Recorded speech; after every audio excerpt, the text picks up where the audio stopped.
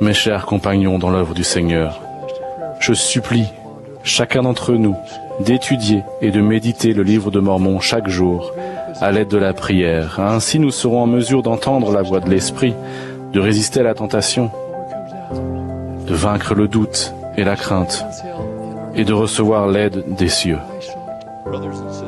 Frères et sœurs, nous vivons dans un monde mortel où de nombreux cantiques ne peuvent pas être chantés ou ne le sont pas encore. Mais je supplie chacun de nous de rester définitivement et fidèlement dans le cœur, où nous pourrons savourer à jamais ce cantique le plus précieux de tous,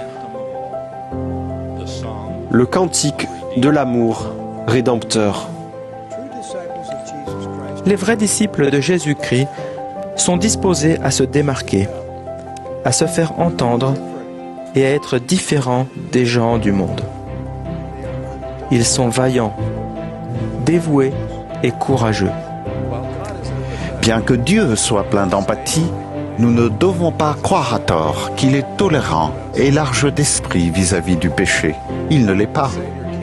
Le Sauveur est venu sur terre pour nous sauver de nos péchés.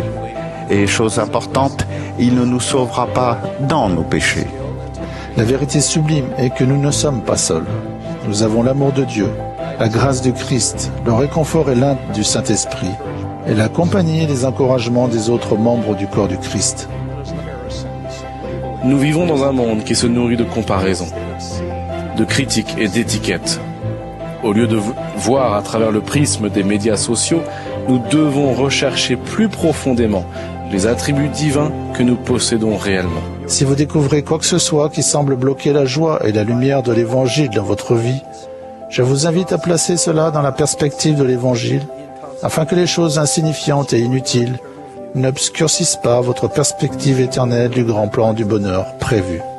En bref, ne laissez pas la distraction de la vie éclipser la lumière céleste.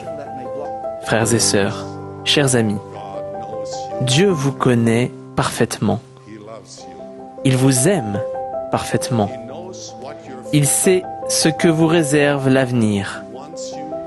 Il veut que vous ne craigniez pas, mais croyez seulement et demeuriez dans son amour parfait.